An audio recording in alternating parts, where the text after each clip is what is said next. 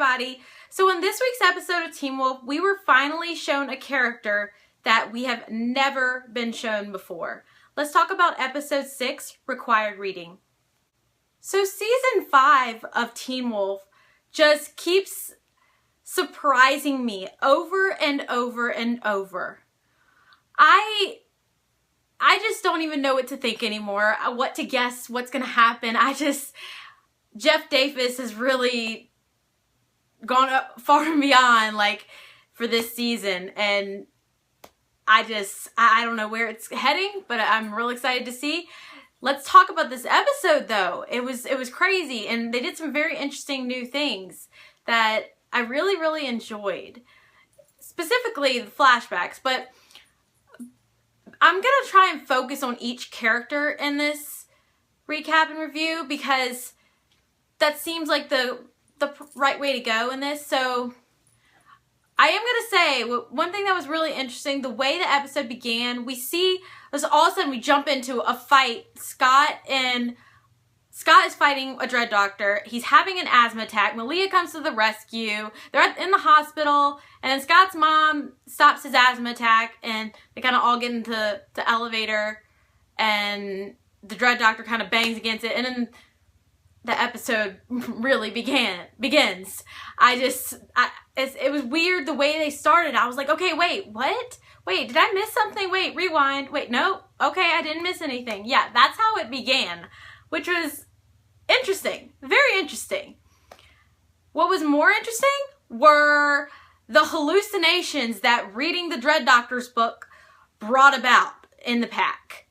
Now, the pack, I understand why the episode's called Required Reading, especially because the pack, Scott, requires the pack to all read the Dread Doctor book and understand what the hell is going on. And he brings, bless your heart, Scott, but stop confiding in Theo. He has not proven himself. I don't know why you were just telling him everything. You don't know him. You haven't seen him since you were in 4th grade. Scott, no, Scott. You just don't do that. But basically, we see them all at, I don't know if they're at Scott's house. I can't remember. But they're all trying to read this book, and some of them are falling asleep, and Kira can't even understand what the hell she's reading. Now, since this kind of goes along with this, basically, Liam does research and finds out, or was it? No, it wasn't Liam. No, my bad. Boom. Mason does some reading up on kitsunes and finds out they can be tricked by languages and stuff. So he said that that's why she keeps falling asleep trying to read it. She can't understand it. And I think it's confused. He says it thinks it's confusing her kitsune self. Maybe that's why her kitsune, that side of her is going cray cray. I don't know. But while they're all trying to read, Kira goes and she takes a nap, and Theo sneaks up being his creeper self, and he records Kira speaking Japanese. Later in the episode, he brings it to Scott and reads it to, it says he translated and basically she's saying, I'm the messenger of death. So he's trying to point fingers at Kira and shit. Excuse my French. But seriously, Theo. Y'all know, I don't like Theo. We know he's bad, and he's just, Scott is just buying into all of his BS. I just don't get it. It's crazy. But back on about the book, it brings about all these hallucinations. Malia realizes that that's why she had that hallucination of the desert wolf when she was driving, and remember the memories were surfacing that she didn't realize she had. And then Lydia realizes, she remembers that she saw the Dread Doctors during her surgery, so she thinks that they did something to her. So she goes, the episode she spends trying to figure out what they did to her.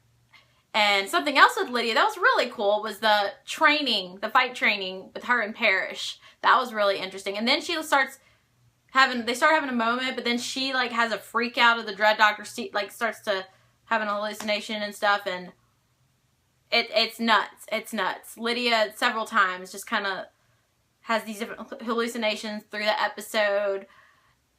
Like, I don't even...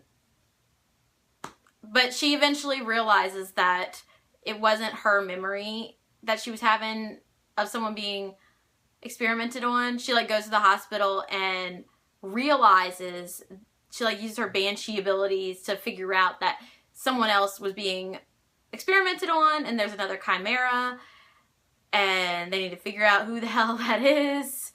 Another thing, her memory that she had that was really interesting was, it was like her grandmother, she's in a bathtub, and there's like blood, and her mom's in there, and all this, and you see like a drill, like a hole in her head, and we see it from Lydia's perspective. So we think that Lydia saw it, but I don't know if she actually saw it or if it was a repressed memory or what, because she, at one point she says, I don't know if it was my memory, but I think she was just talking about the guy being experimented on. But that was her memory of seeing her grandmother and saying that they're coming for all of us or whatever. That was really interesting to see her grandmother and all that in that way. So, but I think the one, I mean, these flashbacks were really interesting. The way they did it, it's like the screen got smaller, which is really cool. They've never done that on Teen Wolf before. The screen got smaller, and it was like it was very interesting, because we only saw like, I don't even know, it wasn't even half of the screen was full of picture. So Scott's, I'm still trying to make sense of his memory, but I think I got it. I think he had a pet dog, and it got attacked by another dog, and Scott got attacked and hurt in the process. So we see him in the hospital, and I think was he having an asthma attack then? I think he might have been. But Scott has this memory when he decides he's going to try to drop his elective, and he just starts having an asthma attack, and Liam comes to the rescue with an inhaler. Liam has to like glow his eyes at Scott to like, get Scott to snap out of it. It's really interesting, that scene, but I need to go past that, because the scene that really just had me right in the feels was Stiles' flashback of his mom. This is what I was talking about a little while ago. We finally saw Claudia Stilinski, his mom, and it broke my heart, because she was just, we see her go into a roof, and his dad goes up there, and he's trying to calm her down and all this. She's saying that he's after me, he's going to kill me, he's trying to kill me. She's talking about Stiles, and it's nuts, and it made me flash back to, was it season 2? I think it was season 2, when Stiles was hallucinating another time, and in the hallucination, his dad was saying, you killed your mother or something.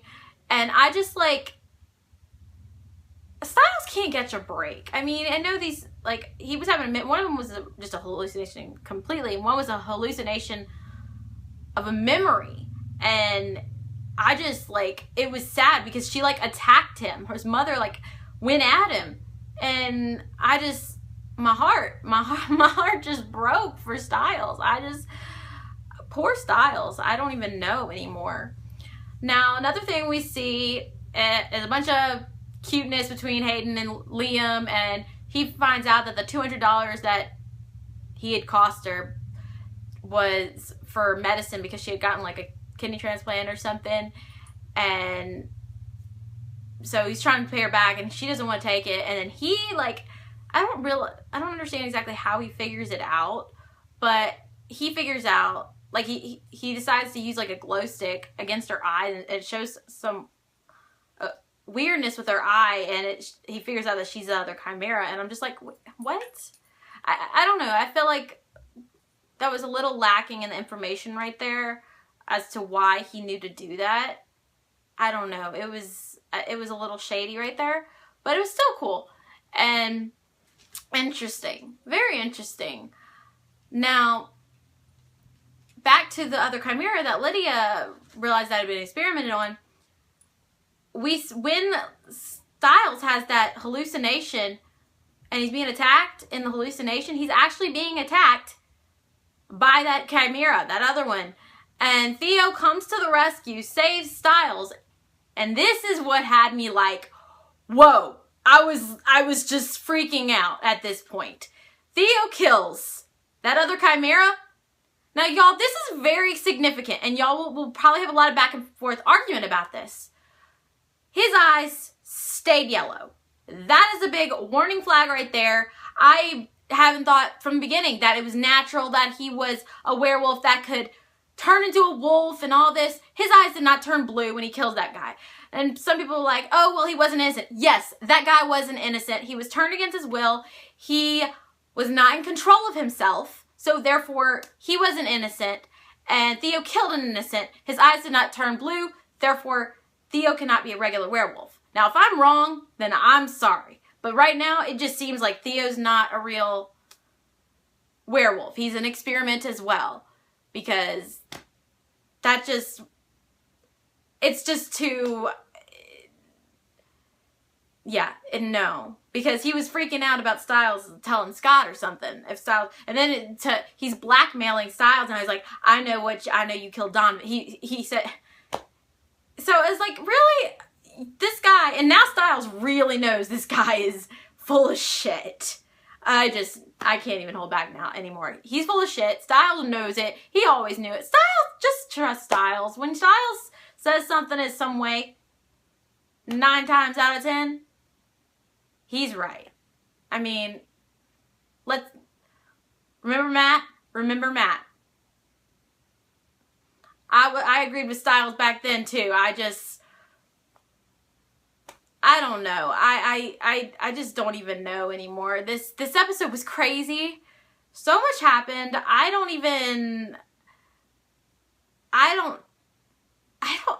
want to know so badly why Chris Argent and all isn't back yet. I mean, we need the Argents. We need some help. Deaton's still not back. I really want to know where Peter is. There are so many characters. I'm just like, where are you? Wherefore art thou? Like, really? I mean, if y'all could have one character back right now, who would it be? Because I have a very long list.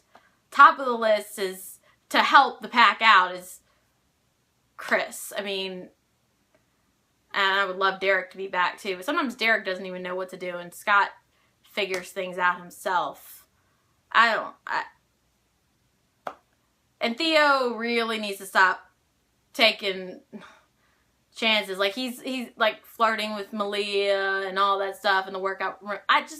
Come on, dude, you are so not subtle. It's like you can see the villainous look in your eyes. It's so obvious, blatantly obvious. How Scott does not see it boggles my mind. It's nuts. This episode was nuts, but awesome and amazing and all kinds of whoa. I don't even know what's going to happen next, but we'll see. We'll see on Monday. I hope y'all enjoy this recap and review. Continue to comment, like, and subscribe, and have a great weekend. Bye, guys.